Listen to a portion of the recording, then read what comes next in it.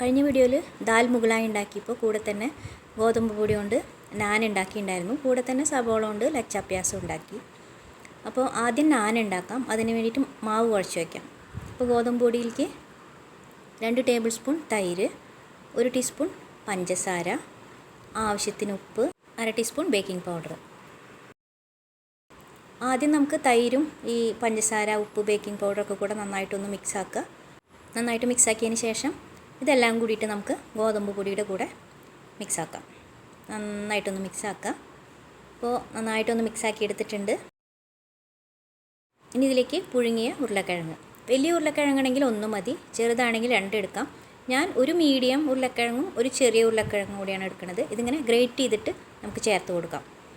Great ചെയ്ത് ചേർത്ത് കൊടുക്കുമ്പോൾ മാവുമായിട്ട് വേഗം മിക്സാവും. അതുപോലെ തന്നെ നല്ല സോഫ്റ്റായിട്ട് മാവ് കുഴച്ചെടുക്കാനും പറ്റും.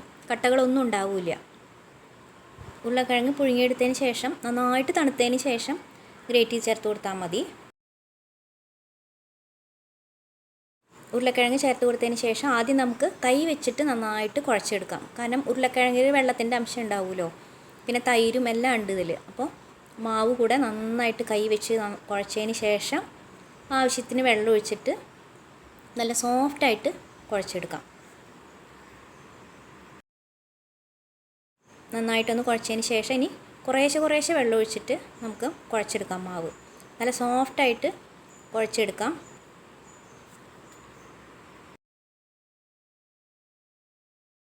ഇതുപോലെ ഒന്ന് കുഴച്ചെടുത്തതിന് ശേഷം ഇതിലേക്ക് കുറച്ച് നെയ്യ് അല്ലെങ്കിൽ സൺഫ്ലവർ ഓയിൽ ഒഴിച്ചിട്ട് നന്നായിട്ട് വീണ്ടും കുഴച്ചെടുക്കണം.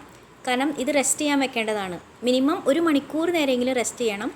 എത്രയും കൂടുതൽ നേരം വെക്കണോ അത്രയും നല്ലതാണ്. അതാ ഒന്ന് കുഴച്ചെടുത്തിട്ടുണ്ട്. ഇനി ഇതിലേക്ക് കുറച്ച് സൺഫ്ലവർ ഓയിലും കൂടെ ഒഴിച്ചിട്ട് നന്നായിട്ട് ഒന്നും കൂടെ കുഴയ്ക്കുക. അതിന് ശേഷം നമുക്ക് റെസ്റ്റ് ചെയ്യാനായിട്ട് വെക്കാം. എണ്ണ ചേർത്തിട്ടില്ലെങ്കിൽ മാവ് മേലെ മാത്രം ഒരുപാട് ഡ്രൈ ആയിട്ട് പോകും. നമുക്കത് മൂടി വെച്ചിട്ട് മാറ്റി വയ്ക്കാം.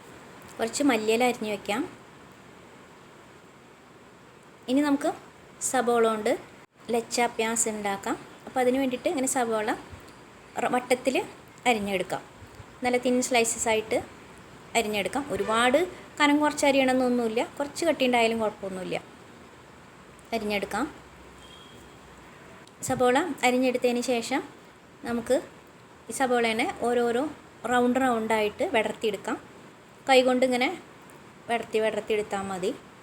ഇതേപോലെ എല്ലാം വിടർത്തിയെടുത്തതിന് ശേഷം നമുക്കിതൊരു പാത്രത്തിലേക്ക് മാറ്റാം.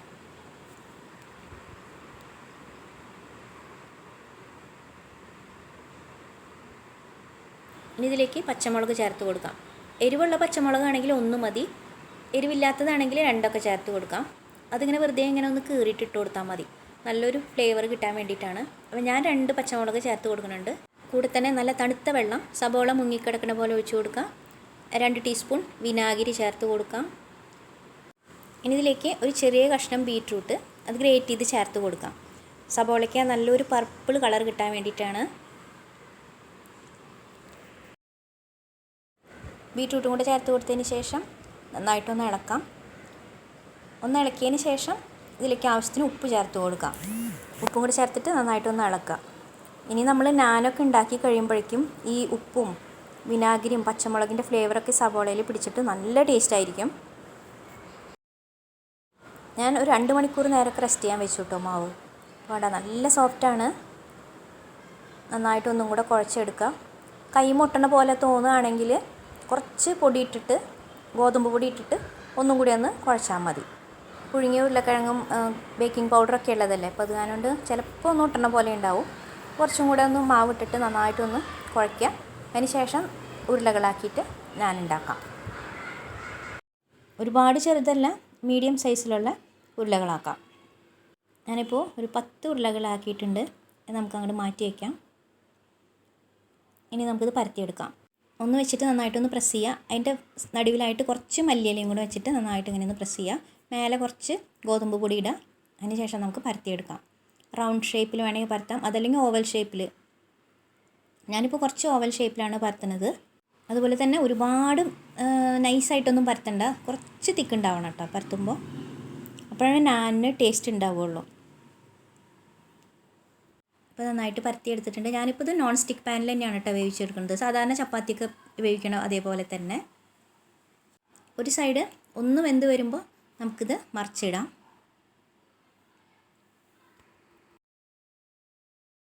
ഇത് മറിച്ചിടാം. മറിച്ചിട്ടപ്പോൾ ഒന്ന് മടങ്ങിപ്പോയി. ശരിയാക്കാം. തിരിച്ചും മറിച്ചിട്ടതിന് ശേഷം നെയ്യ് ഒഴിച്ച് കൊടുക്കാം. രണ്ട് സൈഡ് ഒന്ന് വെന്തതിന് ശേഷമാണ് നമ്മൾ നെയ്യ് ഒഴിച്ച് കൊടുക്കുന്നത്. നെയ്യ് ഒഴിച്ചെടുത്തതിന് ശേഷം തിരിച്ചിട്ടിട്ട് മറ്റേ സൈഡിലും നെയ്യ് ഒഴിച്ച് കൊടുക്കാം. ഈ സൈഡും നെയ്യ് നന്നായിട്ട് പുരട്ടി കൊടുത്തതിന് ശേഷം തിരിച്ചും മറിച്ചിട്ടിട്ട് നന്നായിട്ട് മുരിഞ്ഞ് വരണ വരെ നമുക്ക് വേവിച്ച് കൊടുക്കാം. അപ്പോഴാണ് നാനിന് നല്ല ടേസ്റ്റ് ഉണ്ടാവുള്ളൂ. അപ്പോൾ നല്ല മുരിഞ്ഞ് വന്നിട്ടുണ്ട്. നമുക്കിത് എടുക്കാം. ഗോതമ്പ് പൊടി കൊണ്ട് ഉണ്ടാക്കിയതുകൊണ്ട് തന്നെ നല്ല സോഫ്റ്റാണ്. അതുപോലെ തന്നെ നല്ല സ്വാദുമുണ്ട്, ഹെൽത്തിയുമാണ്. നിങ്ങളിതുപോലെ ഉണ്ടാക്കി നോക്കിയിട്ടില്ലെങ്കിൽ എന്തായാലും ഉണ്ടാക്കി നോക്കണം. വീഡിയോ ഇഷ്ടമായെങ്കിൽ ലൈക്ക് ചെയ്യുക, ഷെയർ ചെയ്യുക, കമൻറ്റ് ചെയ്യുക, ചാനൽ സബ്സ്ക്രൈബ് ചെയ്യുക. അടുത്ത വീഡിയോയിൽ കാണാം.